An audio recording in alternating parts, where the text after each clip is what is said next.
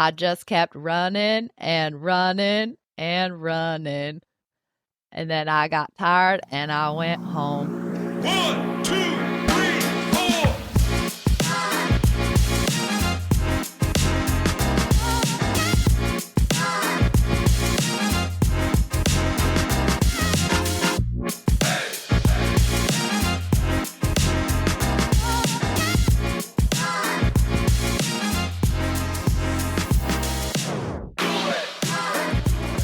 What's up, everybody, and welcome to a special edition of an OTR Classic.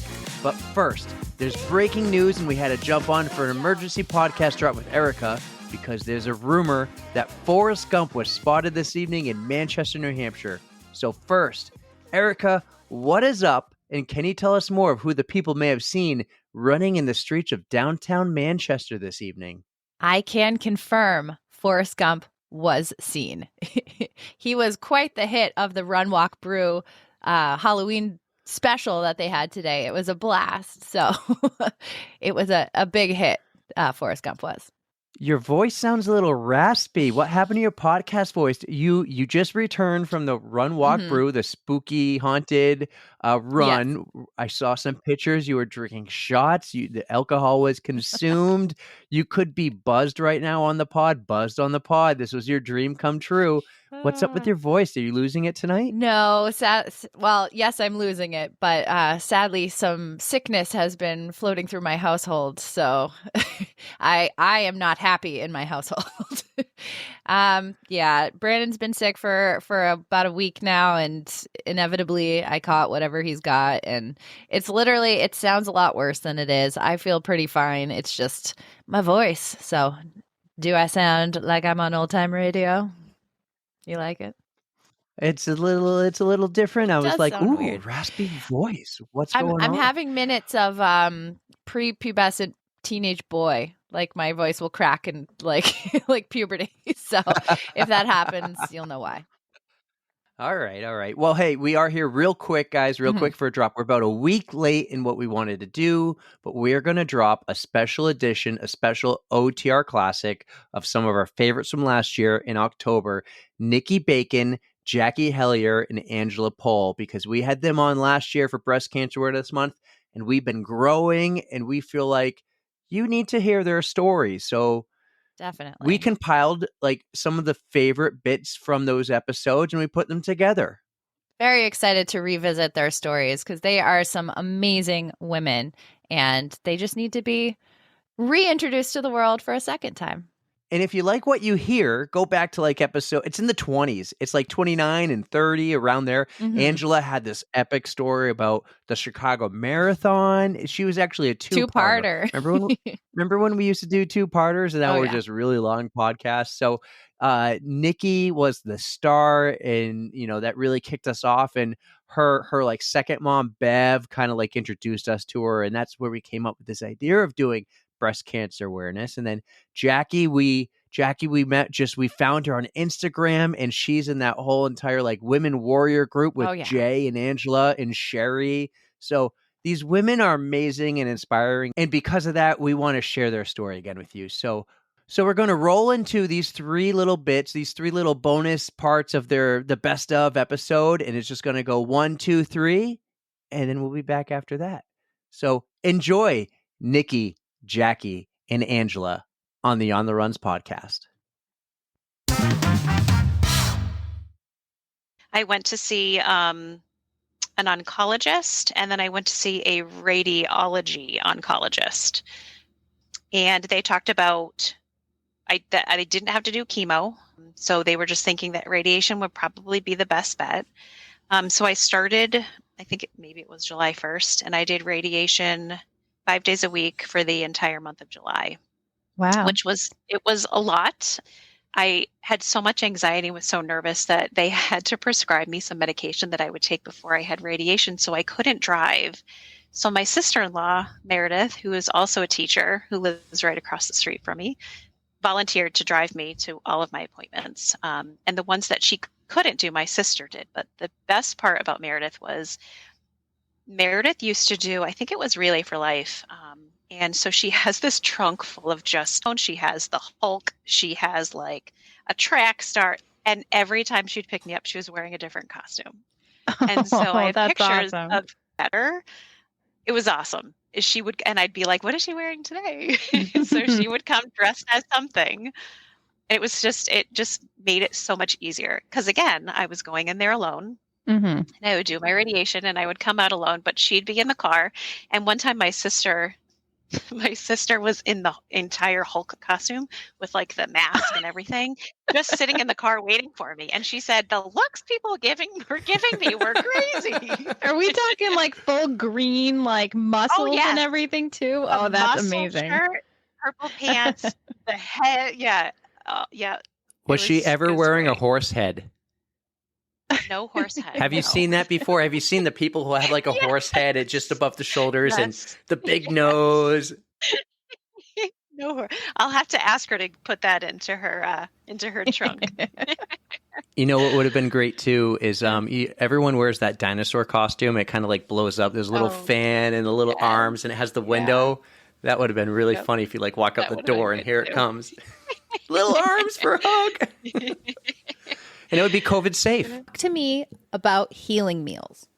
So we are really good friends with my husband's best friend and his wife, and they've been best friends since kindergarten. They live in Connecticut, and they happen to know about this program called Healing Meals, which is a program out of Connecticut. When I was doing it, it was more geared towards people going through any kind of treatment. So they have volunteers that they work with. They have a dietitian and a nutritionist, and they make meals for specific reasons. So they make meals that help you recuperate from whatever kind of treatment you are going Oh, through. wow. That's a really cool thing. It's the most amazing program. The people who work there, the volunteers, the co-founders are just the nicest people I've ever met. And so, because we live in Massachusetts and it's out of Connecticut, our friends were our delivery angels. So every Thursday, they would drive up with the bag of meals that was good for 5 days. And we would have a little visit, a little that I was receiving radiation treatment. And the meals sometimes came with like little things that they would make. Like, I'll never forget, I have this like little ice cream cone that has like floofy hair and it just has a smile. It's just stuff to make you happy. They wrote little notes like, "We're thinking of you. We're hoping you're feeling well." You could just like tell that these meals were made with so much love and so much care and so much thought went into this. They really helped. Like, I really believe that eating these meals helped me recover quicker than I might have without them. So it was just like this wonderful program, and they definitely hold a special place in my heart. There's another story about them which I'll wait for a little bit later to share, Mhm. but our friends who were these delivery angels were just amazing. They knew how much these meals could help, and they sure did. And they were wonderful. That's an amazing program. So Yeah.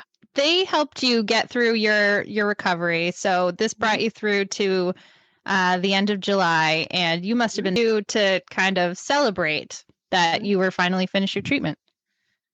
Yes. So the last day of treatment, my sister-in-law Meredith, and my husband all took me to my last treatment. Um, when I walked out the door to meet them outside, I don't even know why they were all standing outside, but I walked out the door, and the three of them were wearing shirts that said, "No one in this family fights alone." And Aw. it was very sweet. My husband was holding flowers. I love peppermint patties, so they all had like huge peppermint patties for me. So I went to radiation, and then we all went out to lunch after. And then we just decided to have the people who helped support me the most during this journey. We had them outside for a party.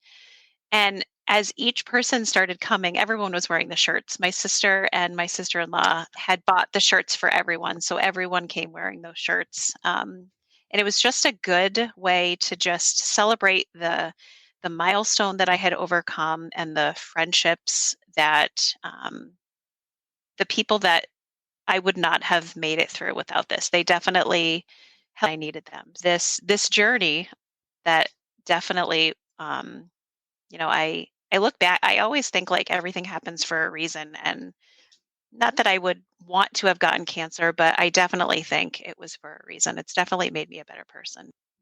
It's such a like you put like this idea of something in your head, and once you've and then it didn't kill me, then a marathon is not going to kill me. So I was like, I talked to a couple friends and I'm like, I'm thinking about running a marathon, and they're like, let's just do it. And I said, okay. So I looked into it. We have a local running store. So they every season do a training program for something. You can always find something to run for. So we noticed that they were starting a marathon, half marathon training program for Hartford. And so we said, let's just do it. I Every other training run I had done was by myself, and I thought if so I joined them, and they are the best. I'm sure you have your running community too, and I'm sure you feel the same that I do. That my running community is just so wonderful. I think the running community in general is just such a wonderful community. They're just so knowledgeable and so helpful and so they're just so welcoming. Like we came in and these are people I felt like I had known for years. So we joined the running group and we started training. And then I started looking more into Hartford. And ironically enough, Healing Meals happened to be a sponsor for the Hartford Marathon, Oh, wow. which I was like, this was just, again, this was meant to be. So I reached out to them and I said, I'm thinking about running the Hartford Marathon. This is who I am. I benefited greatly from your program. I'd love to join your team and raise money for you. And I think within a day, I got like 3 emails from the co-founders and then some other people. And they're like, we need to meet. We need to talk. We definitely want you on our team. So they invited me down to their kitchen to see how the meals are made and where they're made and to meet some of the volunteers. And No I way. took my husband with me, and it was just, you walk in there and you can just feel the love. Like it was such a warm and kind community. There were children volunteers there. There were adult volunteers. And the most special part of it, and I always get choked up when I talk about this, because being on the other side of it, you don't kind of realize what they're doing for these meals. So Mhm. being able to go into the kitchen and seeing what they're doing. So before they start putting the meals together to deliver them, everyone there kind of stands in a circle and each person gets the name of someone that a meal is being made for that week with them. And these people who don't know, they didn't know me, but they said my name for the entire month of July. And they made those meals out of love, and you could feel it. You could definitely feel it in there. So I said, I need to run. I wanted to do something. I wanted to pay them back. I wanted to just pay someone back. I was so grateful for everything they had done. So we met, and then I became part of their marathon committee. And so we talked about how I could help with people in the program, and then how we were going to inspire people to donate. And so I kind of became their spokesperson in a way, which was very cool. And so at before the day before the Hartford Marathon, they had a meal for everyone who was running and for all of the like big sponsors who donate money. And Ellen, who is one of the co-founders, said, "Will you just get up there and tell your story?" She said, "I think the people who are here need to hear it. They need to know who they're donating to." And so Mhm. I got up there and I told my story, and so many people came up to me after and too. We know who the meals are going to, and I think I think it just put a face to like a check that you're just writing out. It was like these are the people that this is for. So it kind of all came full circle. And so I ran the marathon and I got a side cramp in mile 1. Oh, And no. so and Ooh. it lasted the entire marathon. And Oh so any no. goals that I thought I had kind of went out the window. And I said, you know what? My number one goal, I want to be smiling when I cross that finish line. And so my mother and my sister-in-law kind of followed me along the route. My sister was holding a sign that said, "You think you're tired? My arms hurt from holding this sign up." So they made me smile the whole way. They were, I think, like every 3 to 5 miles. So that was awesome seeing them there. And then when I was running down, have you guys ever run Hartford? I have actually. I did Yeah. 2018. I ran Hartford. So when like you're running down the mum line to like the finish line, it was just like, I can't believe I did this. Like it was just like, I was like, this has got to be a dream. Like it was just crazy. I never thought I could do that. And I'm running down the mum line, which is like the thing you picture when you're thinking of running down Hartford. And my husband is there, and my mom's there, and my sister's there, and my kids are there. And then right at the end, because the sponsors were allowed to be there, was Ellen, the co-founder of Healing Meals. And she just like caught me, and we just both cried together because she and her community was one of the reasons why I could be there that day to run that marathon for them. So it was so powerful. I'm so grateful. I definitely think this happened for a reason for me. And I try to live my life that way now, that it all happens for a reason. You might not know it at the time, Hmm. but definitely there is a light at the end of the tunnel. That story. Oh my God. That's such an amazing accomplishment for Uh, such an amazing cause. And I'm just blown away by your positivity throughout the whole process that you went through. And I'm just so proud that you are just so glowing on the other end. I can feel the sunshine and positivity radiating off of you. Just it an took a awe. while to get to this Hmm. point, like you just wonder like why me? It definitely could have been different. Like I could have had a different treatment. I could have had a different form of cancer. So I do feel lucky that if it was Hmm. going to be cancer, that it was this type. But people kind of came out of the woodwork. Like people were just there to help and just to make sure I was okay. And it really makes me so incredibly grateful. And it makes me want to give back now. I feel like I took when I needed it, and now I'm ready to give back because I don't need it anymore. Absolutely. So my husband and I kind of reminisce about this whole process a lot. And kind of when the marathon was over and everything, I said, I am so lucky and grateful just to get back to the point that I was. And he said, Nikki, you are not the same person you were before cancer. He said, you have gone and done things you never thought you'd do. He said, you are so far beyond the person that you were.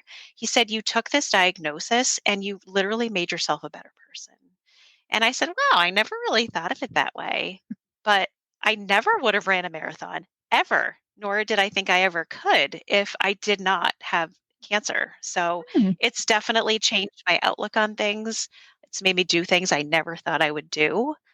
And I feel like telling the story is so important to me because if I can help one person, then I've done my job. I love that because you never know who's listening. And what if we have 100, 500, 1,000? Doesn't matter if 999 of them, it doesn't, it's just a story. But if one person hears that you can help, that means so much to that person. And your story getting across to that person just means the world. And it can help them get through their battle, whatever they're going through. It doesn't have to be cancer in some cases, it can be just any personal battle. That's so meaningful.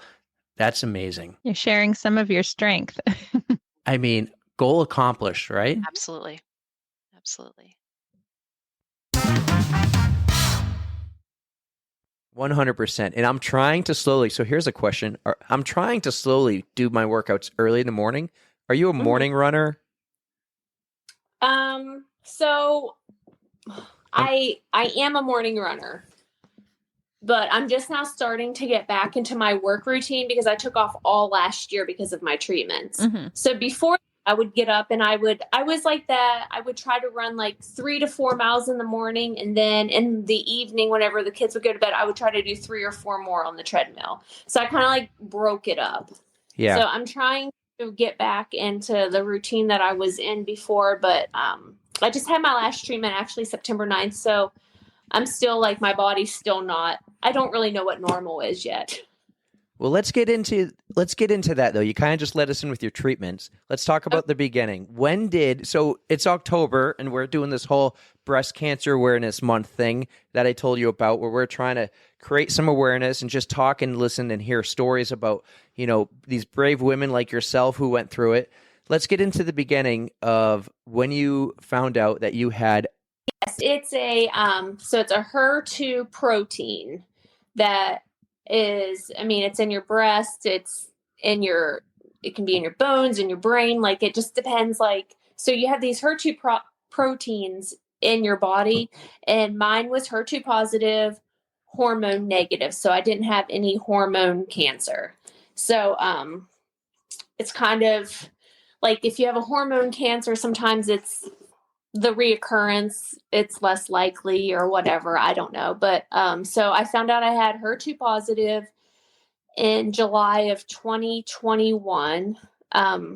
Whenever I found out, I was shocked. Mhm. You know, I hadn't made it to a mammogram yet because I wasn't 40. And I actually felt it. And I felt it, and I had like a hard chest day like the day before, and I was like, maybe I pulled a muscle, and then it never went away. It didn't go away within a month. And then I thought, well, maybe it's a clogged duct. I don't know. I was not thinking cancer. And so my nephew ended up getting killed in a coal mining accident. I was going to go to the doctor on my first day off of school, which was like June 2nd. And June 1st, my nephew got killed in a coal mining accident. So it kind of, my family was already, you know, it was a tragedy. So we were trying to like get through that. And I didn't want to cause anybody else any more hurt and pain. So I waited until he got laid to rest, which because he got killed at work, it took like 3 weeks or something like that, 2.5 weeks to get laid to rest. And I went to the doctor after, and that's whenever I found out I had breast cancer. So that is a doozy of a month for you. I am so sorry to hear about your nephew and just that news on top of it. That is not a good time. Yeah. Just because like in my mind, like whenever the lump didn't go away in my mind, I was, this is probably cancer. And I didn't like, you know how like you always like try to think like the best. Well, I tried to like think the best for like a month and a half, and it didn't go away. And I was like, yeah, this is probably not good. And so I ended up getting diagnosed with HER2 positive in June.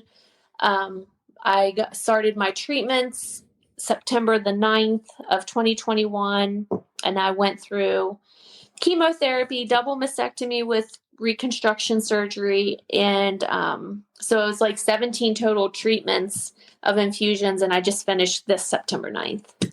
So an entire year you had to deal with that. Oh my gosh. That is insane. And like nothing really stopped. Like I got a double mastectomy in February, on February 24th, and I went to the infusion center like 2 days later. Like it didn't stop because of surgeries. It was like it had to be consistent. And then I had during treatments, I still had to do 33 rounds of radiation. 33. Yeah. Wow, that's a lot. That's a lot, right? That is a lot. Yes. Yeah. How far in between your like how often did the radiation have to occur? So radiation was every day, 5 days. That wasn't on the weekends, and my treatments were every 3 weeks. So every 21 days I had a infusion treatment, chemotherapy, and then I had radiation every day for 33 days. Wow. So it was like almost 7 weeks of radiation. That is a lot to handle. So when you're doing it 5 days in a row, how are you in between sessions? Are you able to go home and exercise and feel okay, or are you like tired, worn out? What's going on then? Okay, so whenever you like chemotherapy, my first 6 were very intensive. So the first 6, I would go to chemotherapy. It was like 8 hours long. It was like forever long. I was in there all day. Wow. And then I'd be there, and I would meet my mom because my husband would be home with the kids and doing sports and stuff. I would walk with my mom after chemo. And then for about 7 days, my exercise was just walk. Like I would set a goal. You're going to walk 1 mile or, 2 or 3. And then I would finally build up enough strength, and I would ride my bike. And then I had about 3 days before treatments where I could actually like run a little bit, but it was pretty tough. So I had my last intensive treatment after Christmas. And then I started 11 treatments, but they were like not as intense. They were more targeted. Those just made me nauseous for about 5 days. And I was able to, so like whenever I say feel good, it's like I was able to function in life. Mm-hmm.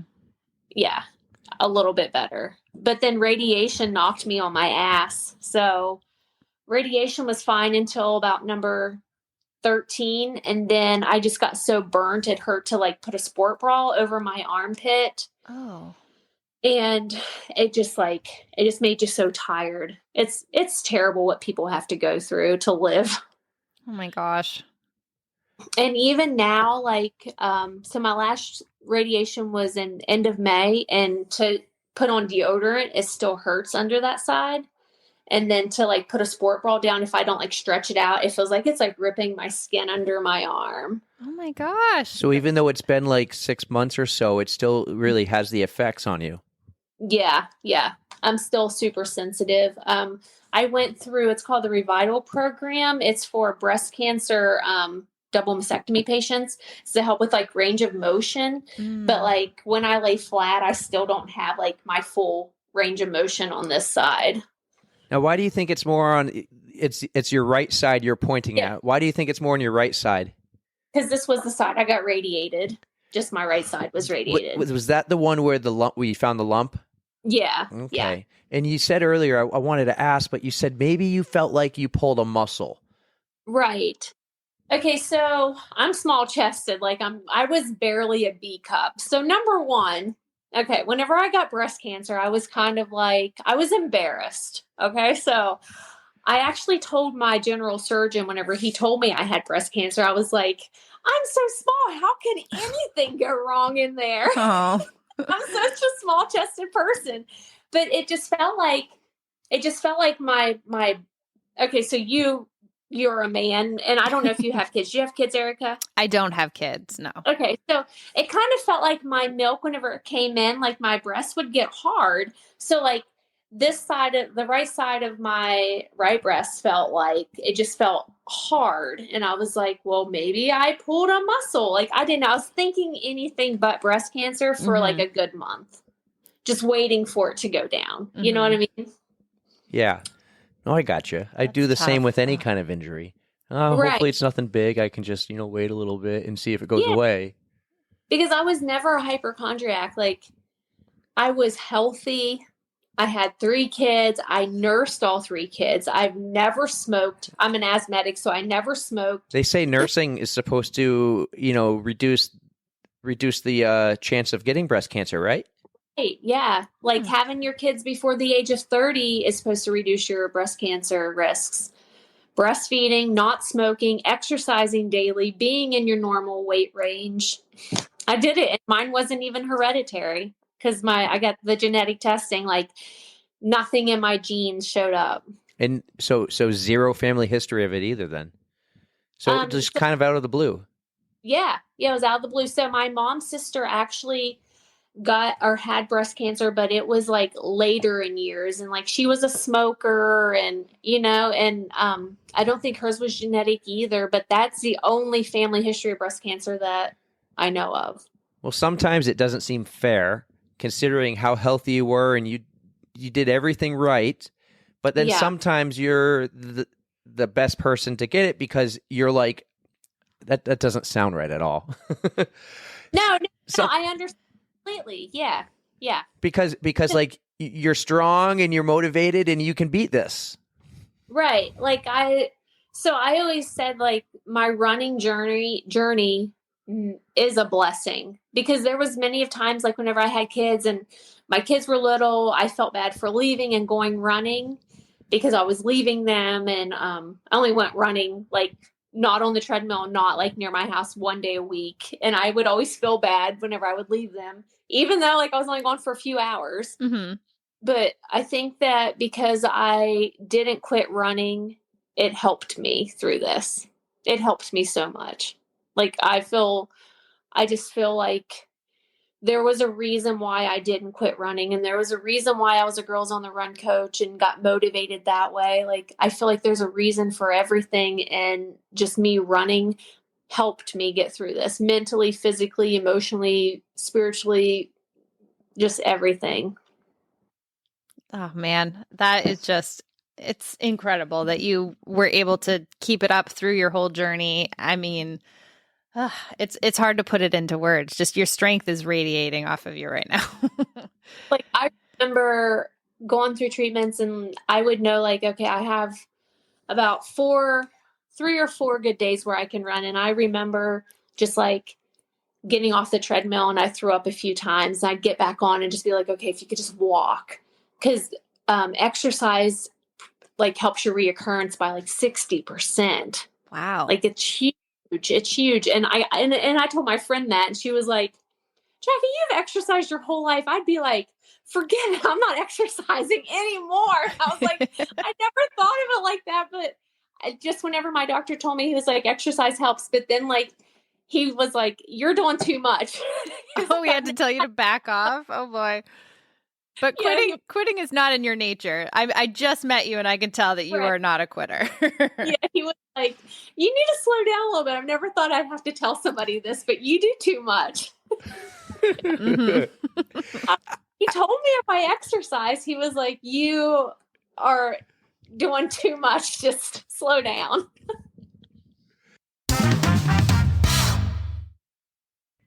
On January 4th of 2021, I was diagnosed with stage 3 HER2 positive breast cancer. And I know now that it was probably growing for maybe years, actually. I don't know Really how quickly these things grow. Yeah.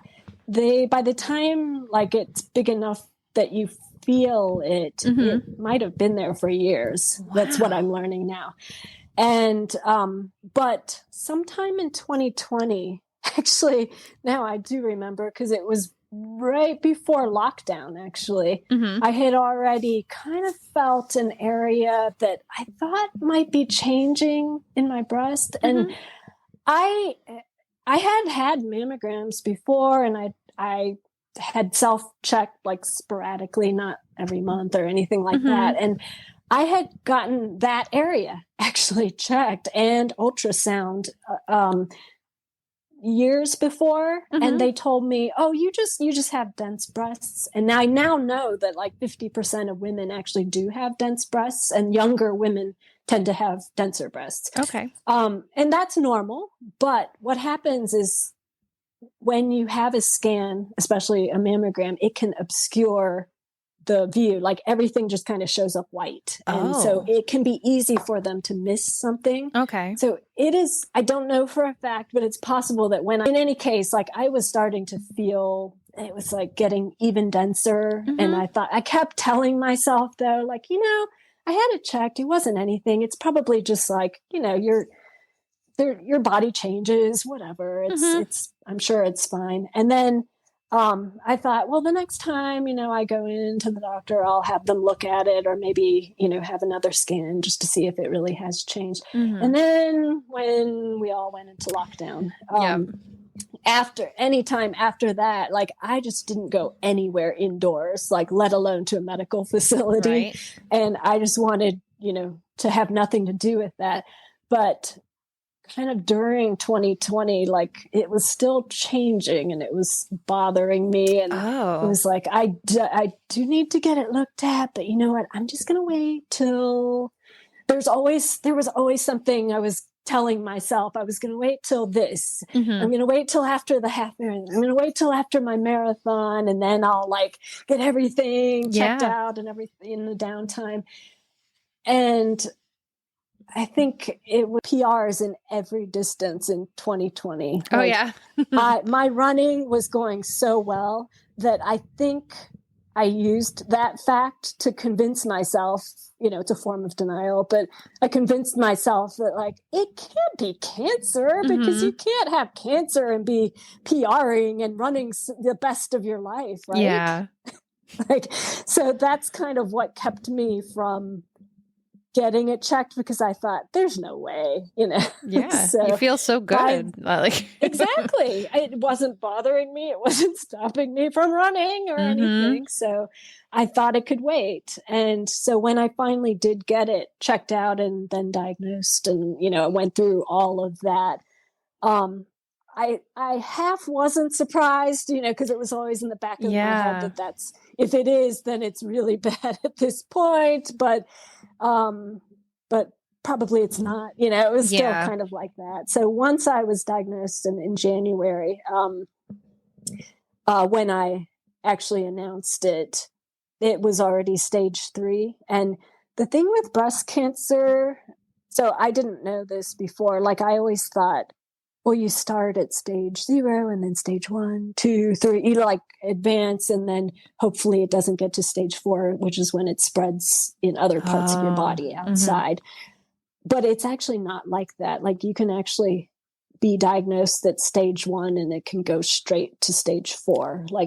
And there's no like rhyme or reason. They don't really quite understand why one woman, hers, could be stage 1, but it went into the lymph nodes and then spread to other places that can end up killing you, versus you could be stage 3 and have a larger tumor and it just decides to stay where it is and never actually spread.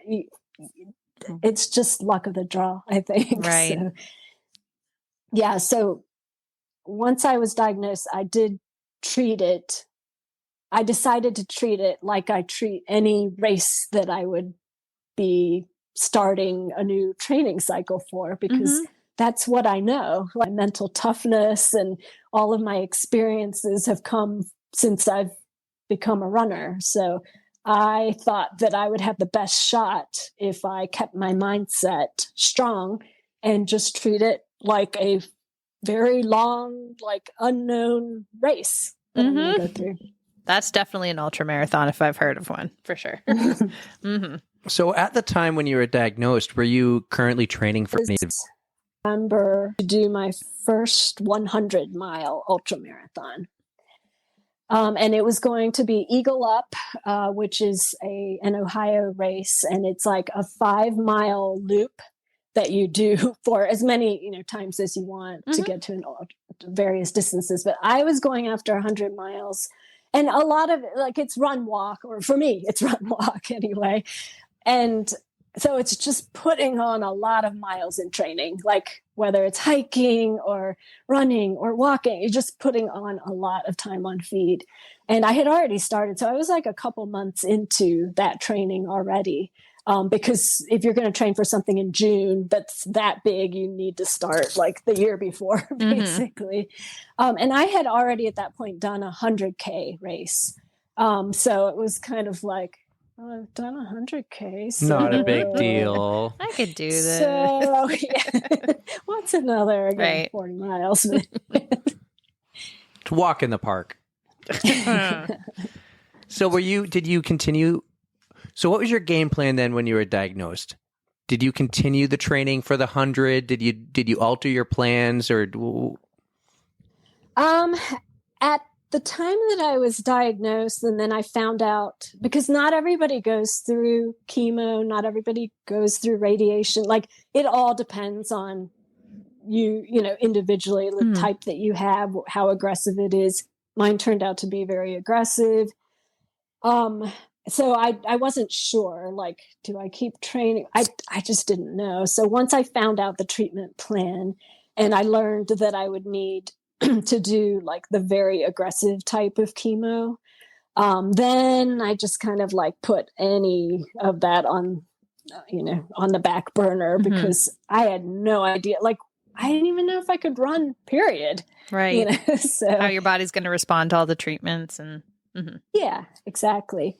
I do know that they recommend that you exercise during chemo now, and radiation and, after surgery recovery. Like it used to be, it's not like in the movies, where it's like, well, I guess it can be like this, but I just always thought, oh, chemo. Okay. So you lose your hair and you just stay in bed all day and you can't like move or do anything. So I was prepared for it to be like that. And I treated my like tracking all my side effects and like testing out different testing out like different drugs that you can use to combat those side effects. Like I had this huge journal that I kept that was kind of like my running log, you know, where it's like trying out your gels, trying out your hydration, like, okay, this worked for that. You know, exactly, right? So I kept that for my chemo sessions, and it was actually really helpful because you get like similar side effects each time if you're having the same drug. So then the next time I could be like, well, that didn't work. Let's try, you know, something different. And so you can kind of like, I don't want to say optimize your experience, but at least like you can try to make it suck less. That's true. So, that's a very scientific approach to it. I like that. Yeah, I think that's just based on like, because I used to be an engineer, like I always have to be optimizing something, whether it's my running or my chemo experience. Right. So I ended up doing the chemo, and originally like, okay, I could still run during this on certain days. Like it was like a 3-week cycle for me. So when I took the steroids, which is like corticosteroids, to control like, so you don't have an allergic reaction, the days, even around treatment, like I would come back and I couldn't even sleep. I was so energetic on the steroids. But then once those wore off, like then it like really hits you, and then you're extra tired and achy and not feeling well. And I had a ton of GI issues. Oh no. This was actually new for me because I know you guys love talking about poop, and runners like poop stories. So, and I actually learned through being in a bunch of cancer Facebook groups that cancer patients love talking about poop too. So it was working. At one point, it's not, you can't even tell that much on my Instagram feed because those are like the posts that stay, you know, forever in that spot. But I always post a lot of daily stories. And so people who followed my stories know, like pretty much I talked a lot about like what was going on the GI front. And, it was, I guess everybody's reactions to even the same chemo drugs can be different. The massive diarrhea, or like you're so constipated you can't go for 5 days at a time. Yeah. It's weird that the same drug can be that different, right? For different people. So it tends to be one or the other. And mine was like, basically, I could not go far from the treadmill. Like when I was, you know, if I was going to exercise, even for walking or whatever, or if I went outside, like definitely not more than a half mile. Like I had to be able to I had to know where the bathroom was going to be. And so it was some, you know, explosive fun. And at one point, and this isn't even just with running, we're just talking like all day long. And it wasn't like the whole 3-week cycle. It was like, I knew which days, you know, were my risky days. Yeah. And at one point, like some friends wanted me to meet up with them. They were doing Glass City or the marathon. And I should be in a car for that. Oh, right. And so they wanted to meet halfway. And so I thought, well, I think I can get away with like a 1.5 hour drive.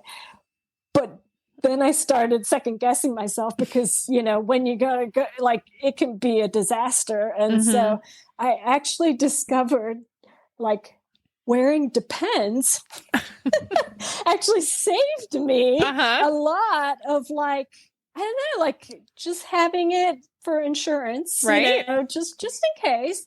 And then I actually started like sometimes I would wear it when I was running as well. Okay, because you got to do what you got to do. Yeah. So that was like one of my my hacks, I guess, for how I was able to continue to run walk. This is a during good chemo. tip, everybody. If you got a little problem, Honestly. grab some Depends. It's a good tip. You got to be prepared. I mean, and you know, chemo's not the only reason people have stomach issues. So I did think, like, what if I've hit upon like the secrets of ultra running or something? You know, like I could take this. You know, I don't know. I haven't had to do that yet, but I don't know. I feel like that would be preferable. Maybe. Oh, I don't know. The more I think about it, the more I'm not sure. Anyways, Well, that's for another day. I want to tell you, this will take 30 seconds. The way I came up with the name On the Runs was around 2020. I was having to constantly go during our long runs. And I go, man, if we could just make some type of biodegradable wet wipe and perfectly packaged for your run. And I go, we could call it On the Runs. And I'm like, that's the name of our podcast, On the Runs. Nailed it. love it. Okay, so I found a quote from a People magazine article. Again, not a big deal. She's in People magazine. You said this, that you 100% believed you would beat this. What was it that was in you to make you so confident? So this is also something that I learned about mental training through my running journey. So I, for the longest time, could not figure out after a goal, and I mean, not everybody is, of course, but like you hear the advice is like, you've got to believe in yourself. You've got to, you have to go into it with confidence, because if you already are going into a big race and you just have so much self-doubt and you don't think you're going to make it, I don't know if I can do it. You're probably not, like, unless everything like magically comes together. But if you already in your mind believe that you're probably not going to, or only if this and this is, happens. But I just could not figure out how to like make myself believe in the run. This is with running. And so from, I want to say 2019 or 2018, I started like really studying all about mental training and running and sports psychology books. And I listened to every podcast I could, come across where they talked about like how to get mentally tougher. And one of the concepts that I learned about that was kind of game changing, just this confident or you're not, it's not like that. It's actually a decision. It's like something you can control. You're in control of this. And so believing in yourself and feeling confident is something that you have to actively practice, and you have to actively do this. You can't, it's not like one day I don't, and then the next day, okay, I decided I'm going to, and now I believe, I'm going to hit all my goals, and, I'm going to beat cancer and everything. So in order to get there, like you have to consciously like look for, I mean, it's cognitive biases, but you can choose to focus on negatives and like all the reasons why you're not going to get that race goal. Oh, I missed that long run. Oh, I didn't hit my paces, in that one split. So I'm sure that's going to derail my whole race now. You can nitpick, you'll find a million reasons not to, believe that you're going to get that goal. But you can also find the opposite. You can keep looking every day, like actively looking for reasons to believe that it's possible, that you can do this. And so this is like something that I learned, and what did contribute to my then being able to like PR in every distance after like years of plateauing with my running PRs. And so I took this concept when I started with the cancer journey and thought, well, I'm not in control. I can't control everything. I can only control what I can control. But I can control my mind. And so that's why I decided, I'm just going to go in this and look for reasons to believe that I'm going to be one that makes it. Like I'm going to make it out of this.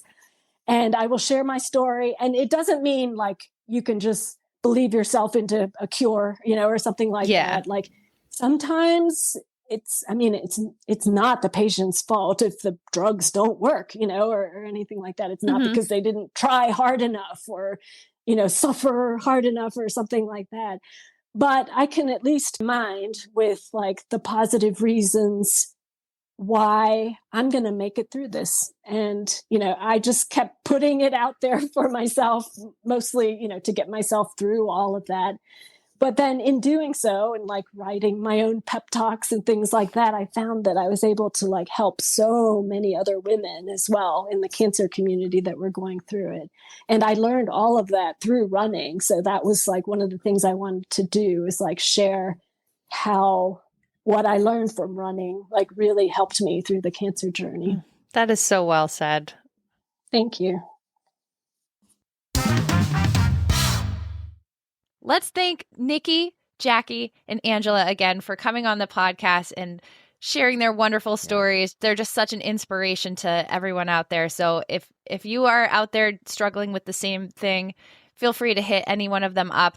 They are more than willing to help you out with anything that you're going through. So don't hesitate to reach out to them. They are wonderful. So these girls, they're an open book. They really are. They'll share with you everything. It's the community that they're unfortunately a part of is so strong and so amazing, and they're an open book. If you were ever to have something like this happen in your life, these women are out there for you. Oh yeah. So reach out.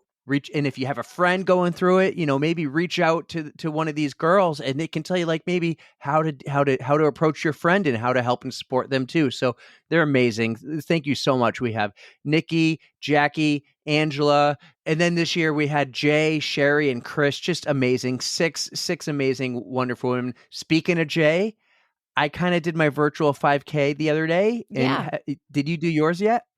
I was counting my miles from the other day, but I feel like I have to really dedicate some miles. So I think tomorrow is going to be the day where I absolutely do the legit 5K for Jay.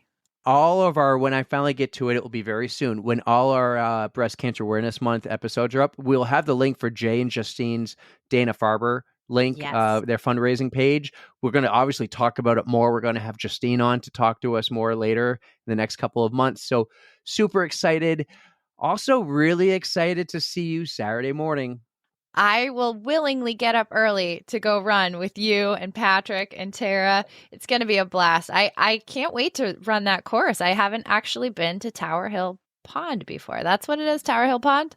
Tower Hill Pond. I've been there hundreds of times with my dog, snowshoeing, walking, mountain biking, doing it all, running. So Lindsay will be there too. And I know she signed up because she asked me, she goes, "What's the I'm password? joining the On the Runs team. What's the password? Capital P, poop." It's perfect. Thank you, Tara, for that. I love it. Looking forward to seeing everybody out there. And if you are just signing up, reach out, join our team. We're looking forward to seeing you too. Yes, can't wait. And I think we're all going to try to go out and get some brunch after with Patrick. We don't know where yet, but it will be somewhere fun or local for sure. We got to find it out. If anyone has a place to get good brunch in Manchester, let us know. So, hey, I promised a quick one. That was a quick one. Emergency pod draw. Forrest Gump was in town. Maybe next week you tell me how tonight went. I am sad. I missed it. It's just, I could have gotten a babysitter, but not one to drive around to cheerleading and drop-offs and all that. It's too hard. It was fine. One thing I will tell you, though, people really, really liked Forrest Gump, and I wound up winning Best Costume. Yes. Mostly because I had a big fluffy beard on, and I wore it all night long. So I probably got sympathy votes for that. But thank you guys for voting for me. It was a lot of fun. You stayed in character. Okay, before we go, give us a little Forrest Gump quote, little Forrest Gump voice. Let's hear it. Hi, Jenny. I just kept running and running and running. And then I got tired and I went home. I don't know. I knew it's something along those lines. I was actually watching a clip of it today. I tried. One more. Tell everyone you got shot in the buttocks. I got shot in the buttocks. Do you want to see it? Lieutenant Dan? No, he tells it was President Kennedy. He told him he got shot in the buttock, and That's he right. pulls his pants down on national TV. It's been such a long time. Lieutenant Dan. I don't know. I need some work, but my voice, it's kind of working for me with the Forrest Gump. Last one. If Forrest Gump were to sign off on this podcast, how would he do it? I love you, Jenny. Don't forget to stretch. 3,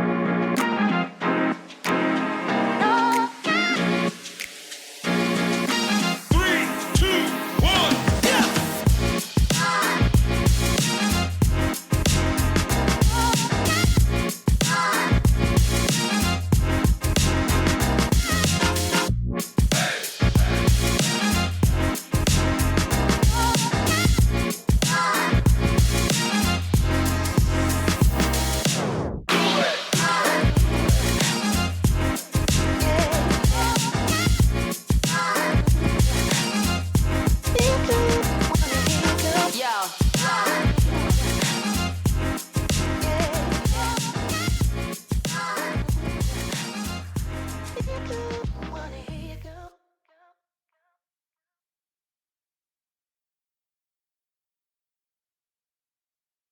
I got shot in the buttocks.